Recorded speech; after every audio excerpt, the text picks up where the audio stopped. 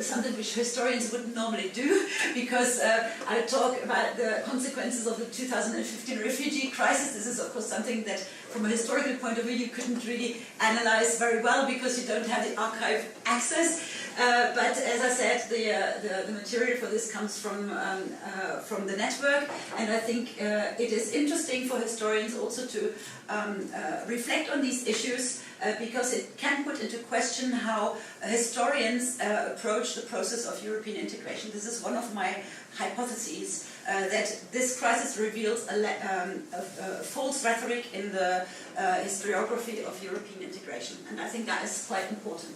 Now, I will focus on borders and migration policies, and so the presentations this morning were quite complementary, because you were talking about the external agreements with Turkey, for example, mainly, and I will not deal with these issues, and more with the internal questions of the border and the migration crisis.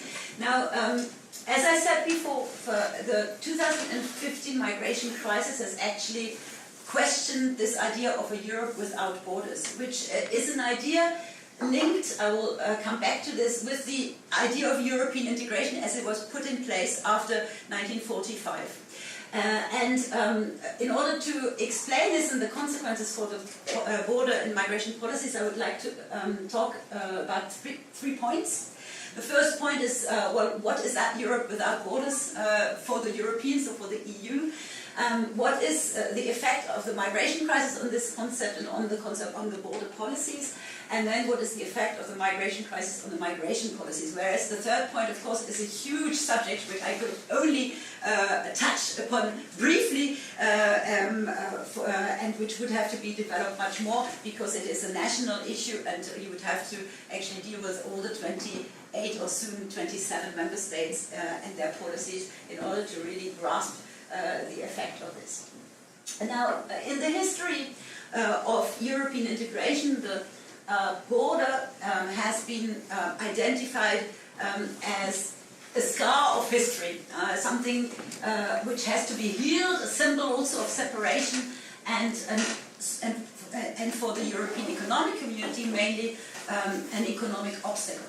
That's how the Europeanists actually saw the border after 1945, an obstacle to overcome. So everything about European integration was about taking away borders, whereas the European scholars have not actually seen enough how what a border is, in fact, and that a border has several functions, and that a border, for example, can also have positive functions. That was not taken into account in this ideal of the Europe without borders.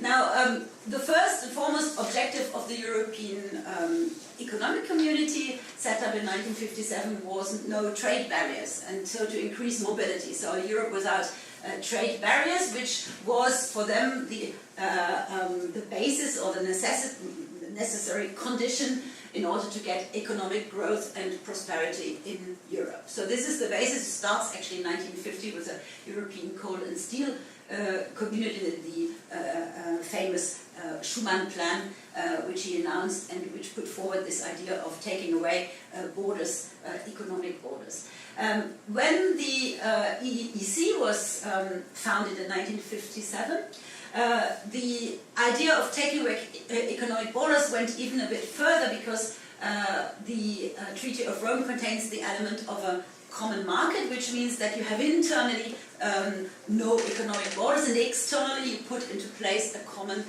external tariff, so a common economic border towards the exterior.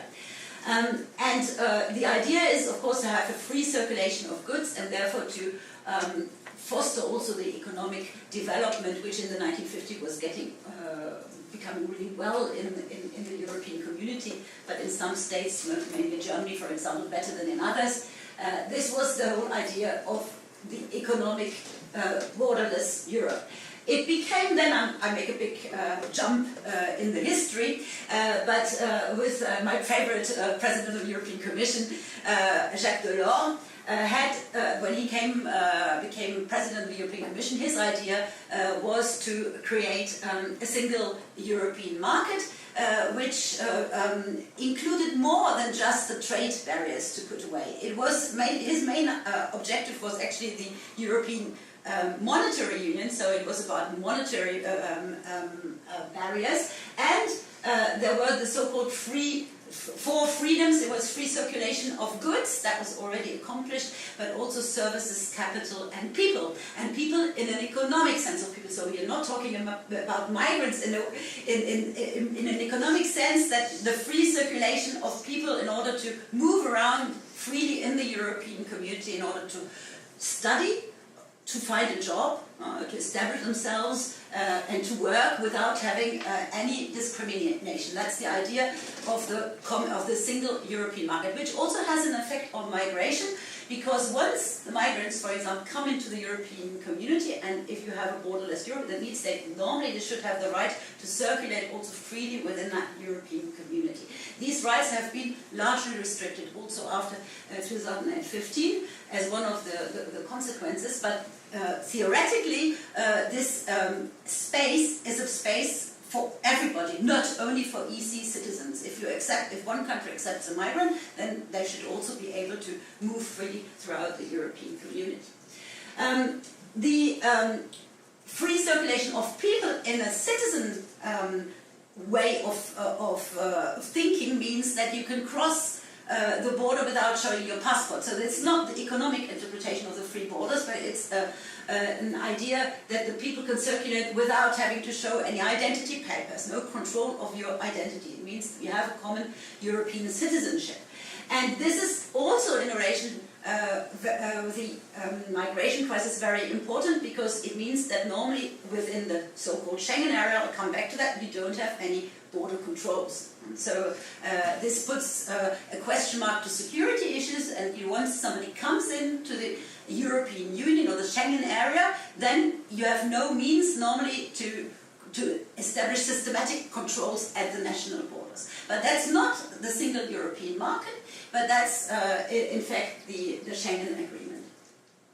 Now the Schengen Agreement, and this is very interesting from a historical point of view, has been developed outside the framework of the treaties of the European Community.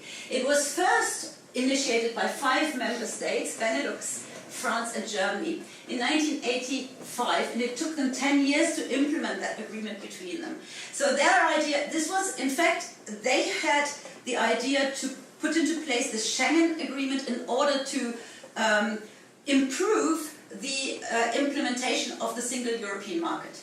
You can find that we have done archival work on this. You can find in the archives that the motivation was an economic motivation in order to put into place this Schengen Agreement at the start. Facilitate the implementation of the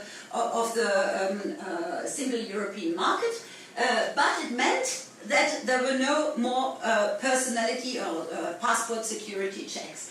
And it is interesting to see that these 5 member states have gone forward with this partial integration, and that then this agreement was integrated after its entering into force into the EU framework, and that was done in 1997 with the Amsterdam Treaty. And that means that when the Amsterdam Treaty came into force, normally all member states should have joined the Schengen Agreement if they were not already in the agreement, like Benelux, France and Germany. However, this becomes complicated in the 1990s because we are after the Maastricht Treaty, and we are after the so-called beginning of the Euroscepticist area, when certain member states, mainly the United Kingdom, but also others, for example Denmark, have acquired the possibility to do some opting out of the monetary union, but also opting out of the Schengen Agreement. And this is why not everybody in the EU is part of Schengen, and this is also, and this is the only European agreement where that is possible, you have the possibility also to join external states to the Schengen Agreement. So this is why, for example, Switzerland, in my border region, Switzerland has become part of Schengen, and so there are no border controls between France, Germany and Switzerland Switzerland any longer. So this makes it a rather complex agreement, and it's all important for the migration crisis, because these border checks have consequences for the migrants who come in, and you can then, for example, move freely also between France and Switzerland. And so we had some presentations in Strasbourg in January about the difficulties that the Swiss have in order to deal with this problem of they are part of Schengen, but how do they deal with the migrants that could come without border checks into the Swiss Confederation. The fact that you have this Schengen agreement and it's integrated in the European treaties means that the European Union did need to have a common management of not only internal borders, the free space internally, but also of the external borders, of course. It was not a willingness. This explains the reticence of some member states of the European Union today to develop more integrationist migration policies, do example. It was not their willingness to have a common approach on this subject, but it was just an obligation. They just couldn't do otherwise, because if you let people move freely within one area, then you have to secure the external border. So it's for security reason, and this meant that the European Union had to do something about asylum seekers, because if you had to kind of find a way how to deal with these asylum seekers who can enter in the European Union and then move around freely without being checked. And the first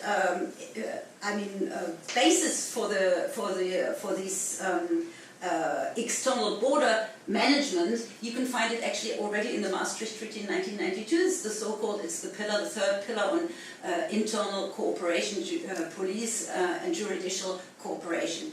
And there you find this is the basis for also then for Schengen and for all the tools of Schengen and of the so-called Dublin Agreement. The Dublin Agreement is for the external borders. Now you can see the Schengen area here. You can see over here, this is an old one because Switzerland is not yet integrated. You can see that the space is a large space covered in this Schengen area, but there's one particularity, and this makes it so interesting to see that the UK has left mainly because of the migration crisis, is that the UK has never been part of Schengen, and so all the border checks for the UK are not done, are done in France, right before, and in fact the French do the work for the British, and so so their rhetoric about all these migrants coming in was really a false argument used by people like Nigel Farage, and being very successful with this rhetoric. So this is the most interesting opt-out of the Schengen area. You do, of course, have some of the Eastern and Central European states who are not yet in the Schengen area because in order to integrate the Schengen area, you need to also adopt all the tools, which means, for example, the Schengen information system, and that needs some preparation, and so it takes some time, but they are supposed to join the Schengen area.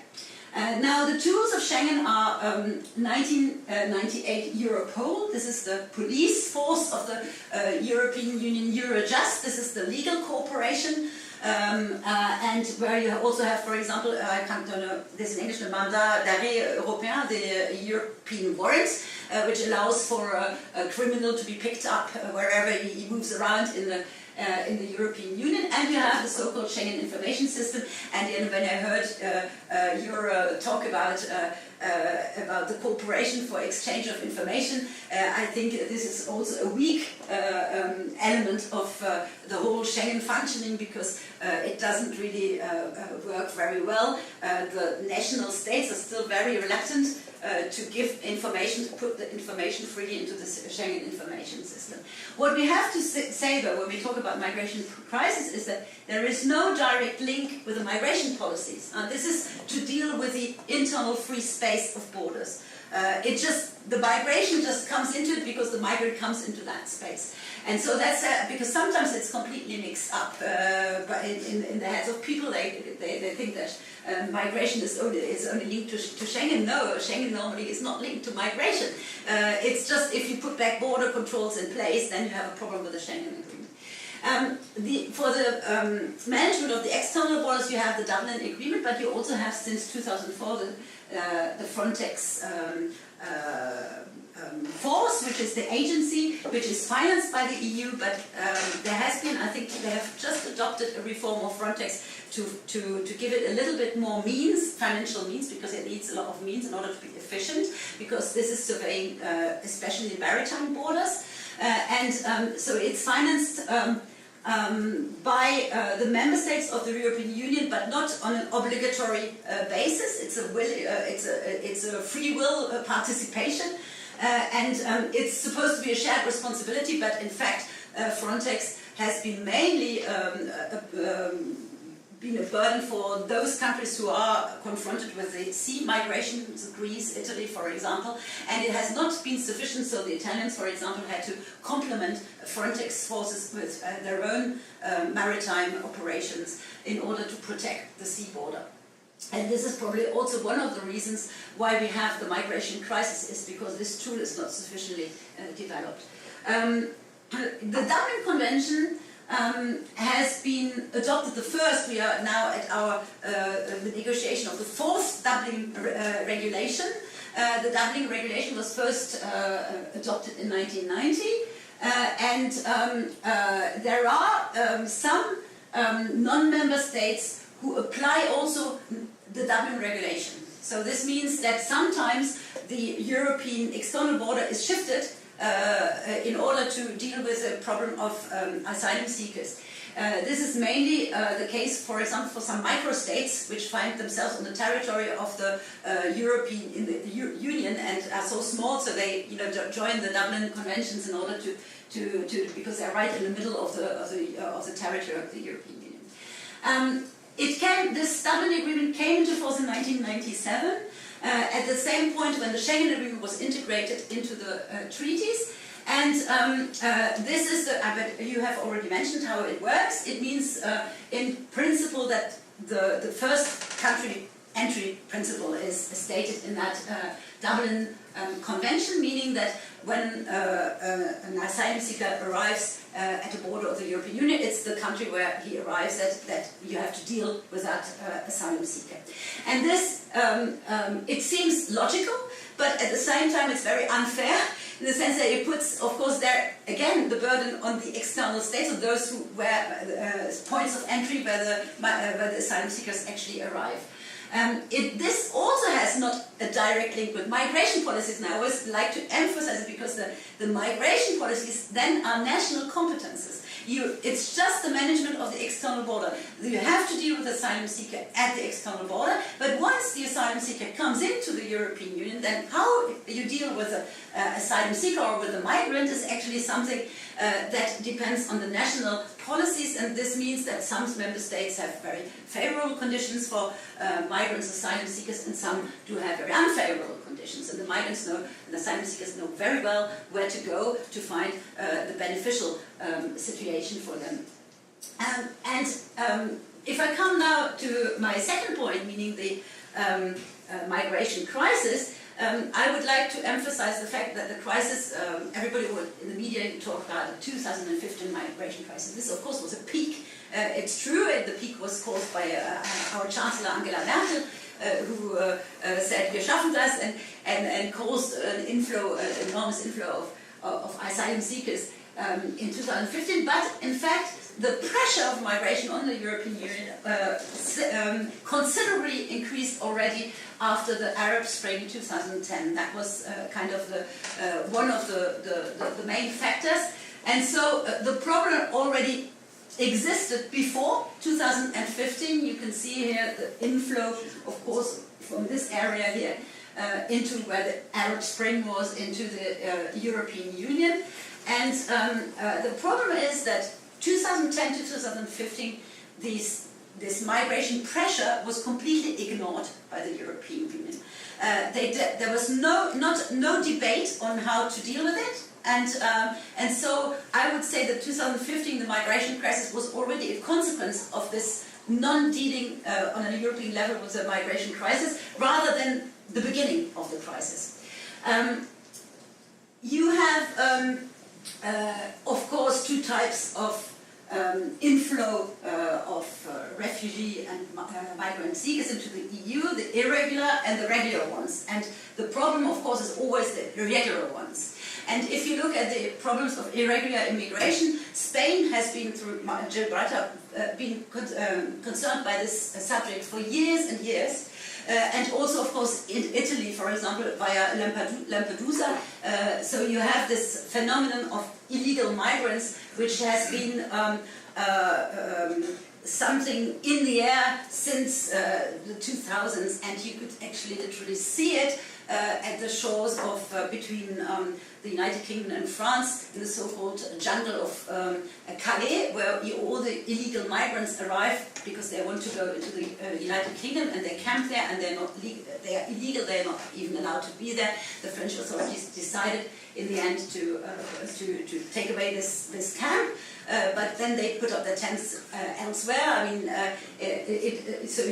we actually visited in one of our border conferences these camps or from the outside these camps into this jungle, and it's very impressive. So the problem was already there.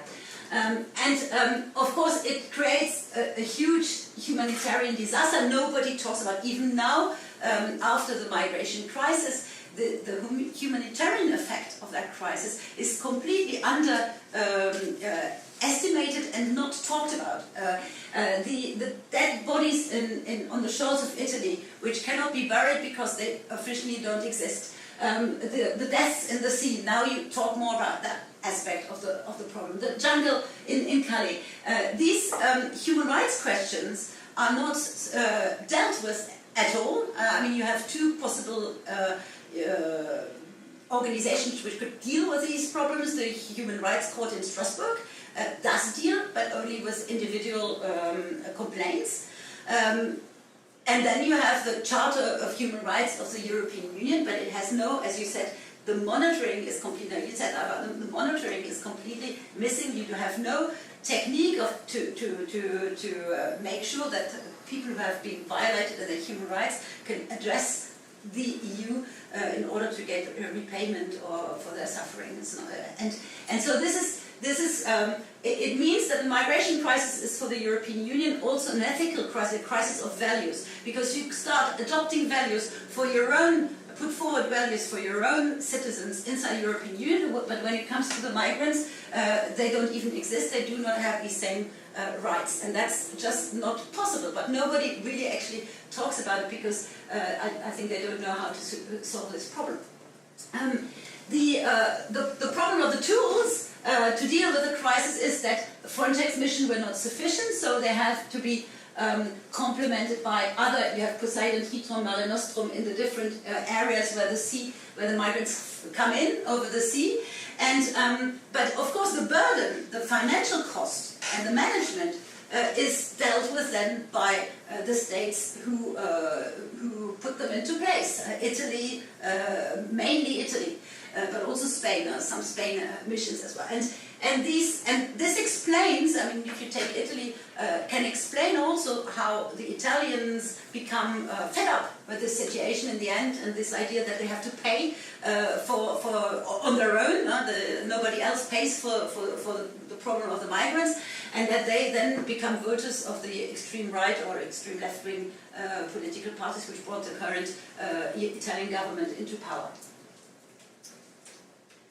Now, the Wir schaffen das problem was the following. Angela Merkel, probably out of a humanitarian sentiment, said that the migrants could come to Germany, that they could come, that they would be able to come.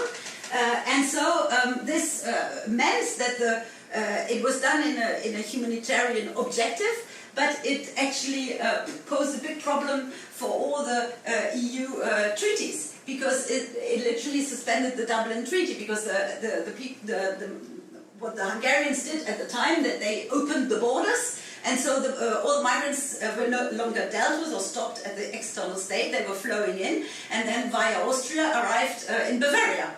And so, so this meant, first of all, that the flow of migrants was shifted from the Mediterranean to the so-called Balkan route. and they flowed in massively from there. And there were there was no longer any control or coordination between the member states of the European Union regarding this massive inflow in 2015. In August, it was in August 2015, and to a point where even the Germans were incapable of managing the inflow. It meant for the border policies that the two tools that you have, the conventions, Dublin and Schengen, both were put into question, both of them. The Schengen means that some states, following the migration crisis, but also the terrorist crisis, because the pictures you see here are more pictures, not only migration problems, also the terrorist crisis in France especially, had the consequence that some member states put back border controls, internal border controls, inside the European Union, in order to be able to manage this inflow of migrants. And for France also, because this is very important, also the migrant is forcibly also a terrorist, because 2015 also coincides with the terrorist crisis, especially in France. So you have the conclusion in the population that the terrorist crisis, yes, this is because there's the migration crisis and the terrorist will be the migrant, which is not true at all, because all the terrorists of the assaults had come from within the Schengen area. So it may be a migrant background for generations, but not somebody coming in following the crisis in Syria, for example. But so this is all mixed up in the public opinion, but it means that some member states put it back in the controls.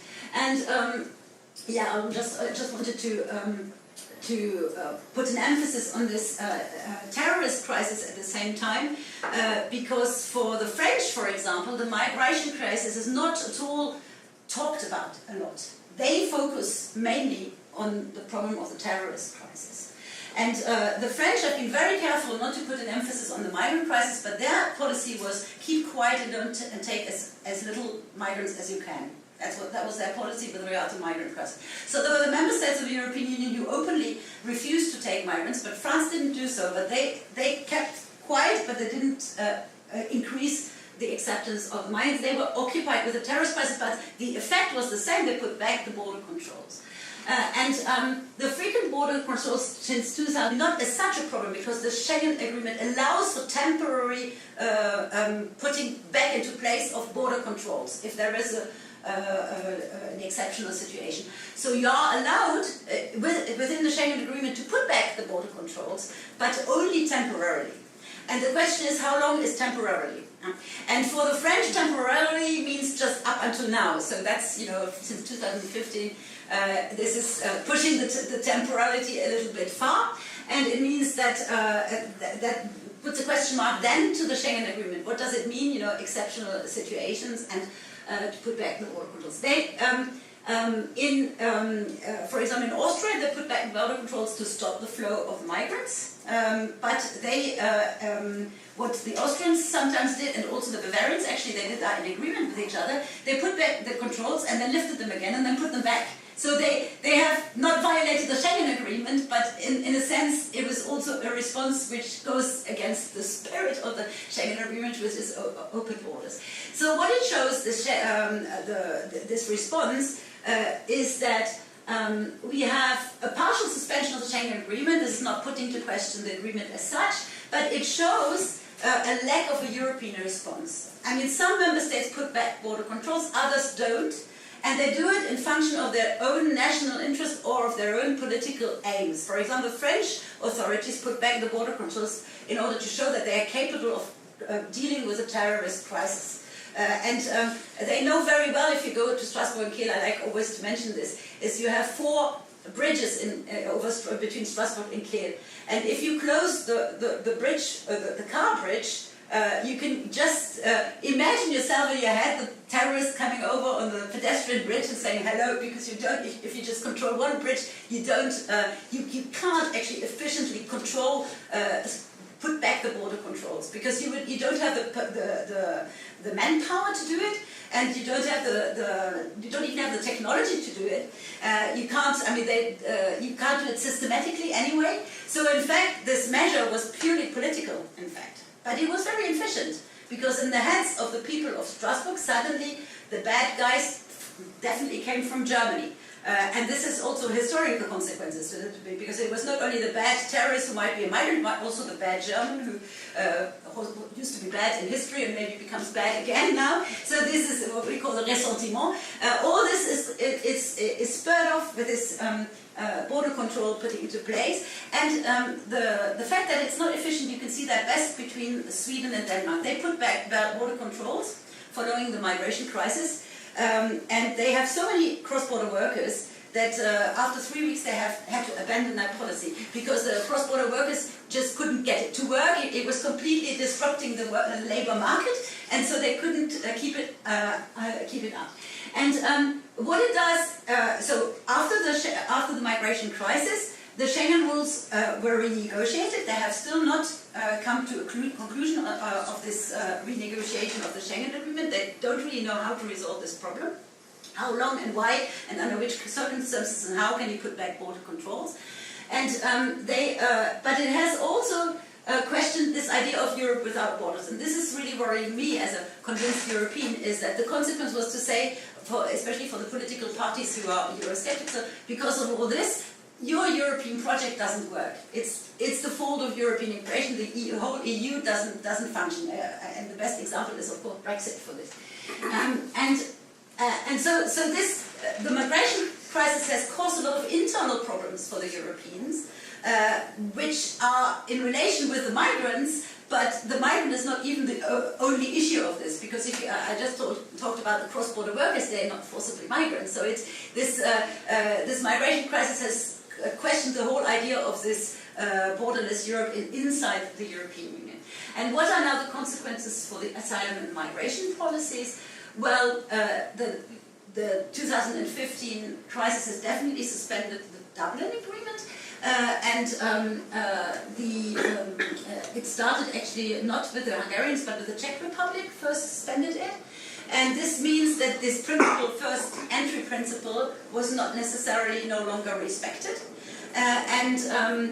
The whole problem of the Dublin Agreement is not necessarily the fact that the asylum seekers have to be dealt with, which is also, of course, costly and which you have to organize at the external border, but it's also what to do with them afterwards. That is the question. So how to dispatch them among the member states of the European Union. And for this, the migration crisis was in fact a little bit positive, because it put the point on the vulnerable part of Dublin that there was no system of quotas how to dispatch asylum seekers among the member states of the European Union. And the Dublin Agreement has been renegotiated, as I said, also we are already at the 4th edition. But even the 4th edition, which is the most recent one, does not foresee a quota system, because there is opposition in the European Council. We need unanimity for this, and the Visegrad countries, Poland, Hungary, and the Czech Republic, refuse this quota system. They refuse to accept quotas of migrants. And as long as they don't accept this, you cannot coherently reform the Dublin system. And this leads then to the necessity for a European Union to have the externalization and the treaties with external states, because their own system is no longer well functioning. Okay, I will maybe skip. Of course, I mean, the migration crisis has amplified the number of migrants or asylums in the European Union very quickly in a very short time.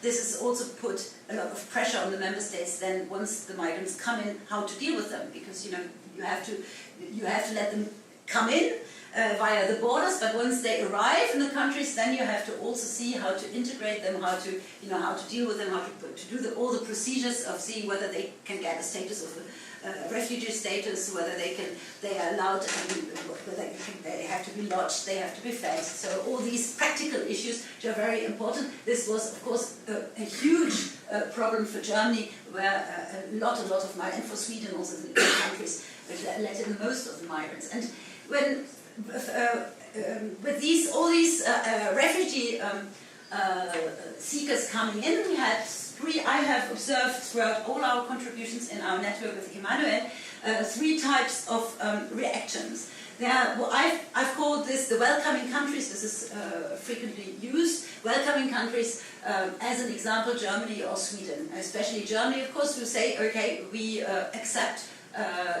these refugees are welcome in our states and even invite them to come in.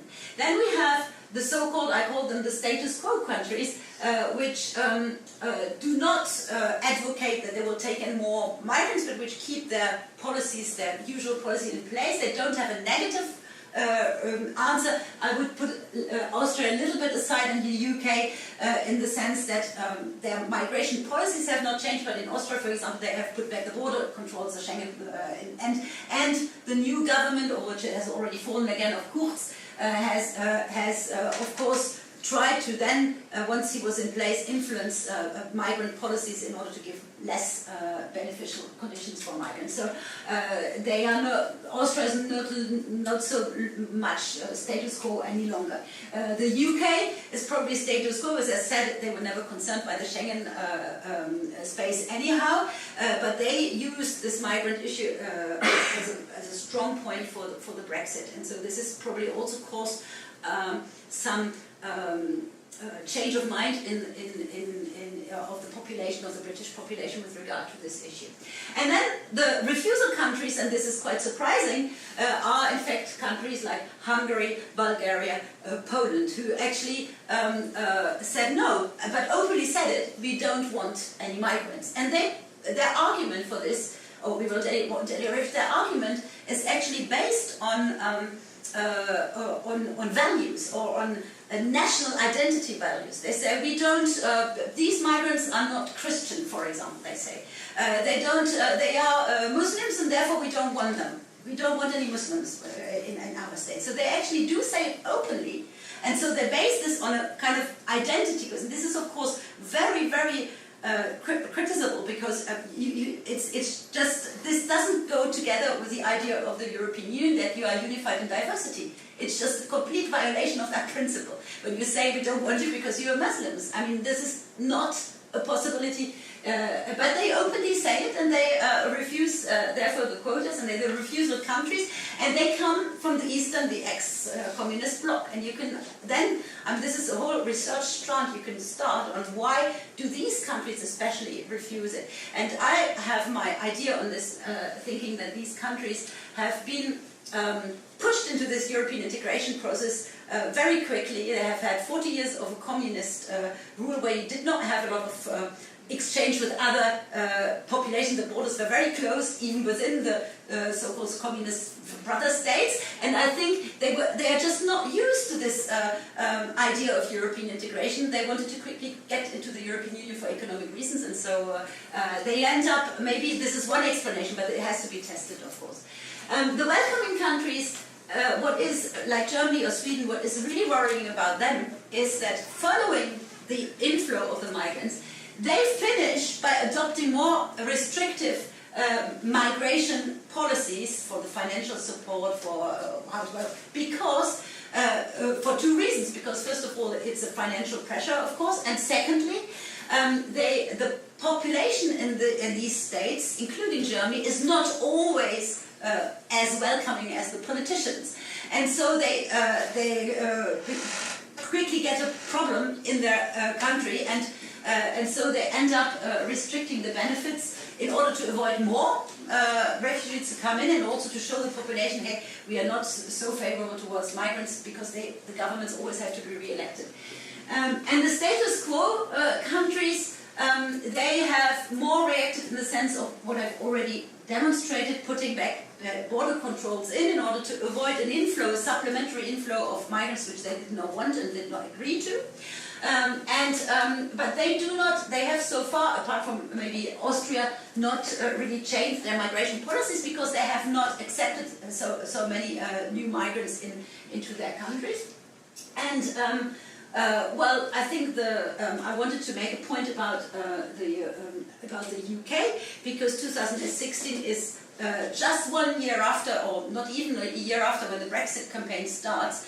And in fact, the Brexiters take up this whole problem, this whole crisis of the European Union, and make it in a sense worse, because they use it to argue against not only migrants, you can see how the arguments go, but also against the idea of the European Union. So this is where the crisis actually affects also the European integration process, because they say, yeah, if you stay in the European Union, that means you're welcoming towards migrants.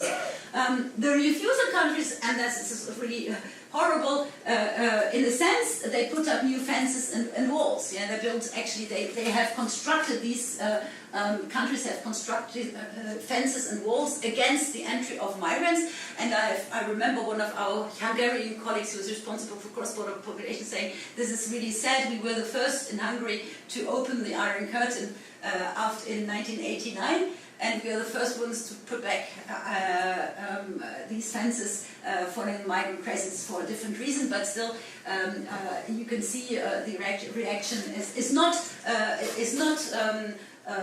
all Hungarians agree with their government on this subject. We always have to be careful about this, because there are a lot of these people in these Visegrad countries who also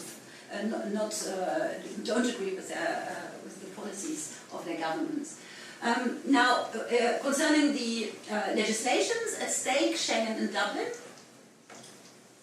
you have to see that the crisis has actually led to a disequilibrium of how many migrants are in which state. And in fact, those states who have adopted more migrants, like for example Germany, are more dependent now on the solution for the agreements, Dublin, mainly Dublin, to have a quota system. Germany has been pushing very much in favor of this quota system, because they were more confronted with the problem. So this has actually a little bit changed the situation with regard to 2010, where Germans were not concerned with the problem. So the migrants were in Greece and in Italy, whereas in 2015, following this migration crisis, you have member states who are then now more concerned, and who are, so it's more the Germans who have been pushing for this revision of the Dublin Agreement with a system of quotas, then, and of course supported also by Italians and Greek, has changed the situation of inside the member states. And the migration crisis has also showed the point to which you have a lack of solidarity among member states, meaning that the Hungarians, the Poles, said to the Germans very clearly, it was all over the press, you let them in, you deal with them. And so it's not considered to be there, but this is not being showing solidarity. But you can see that already in 2010, when the migrants were coming into Italy or Greece, it was a problem of Greece and Italy, but it was not. It was a European problem. And so, if you look a little bit more from a, I would say, global perspective to this migrant crisis in Europe, the Europeans, they criticize very much the policies of Trump and the wars against Mexico. But if you look at some of the member states in the European Union and you see these pictures, which are not at the Mexican-US border, but in Europe, you can also blame the Europeans for not having better solution than Donald Trump to this issue. And the whole idea, this is an old idea of the fortress Europe, is a Europe where nobody can come in. It's not something very compatible with the ideal of European integration. Thank you very much.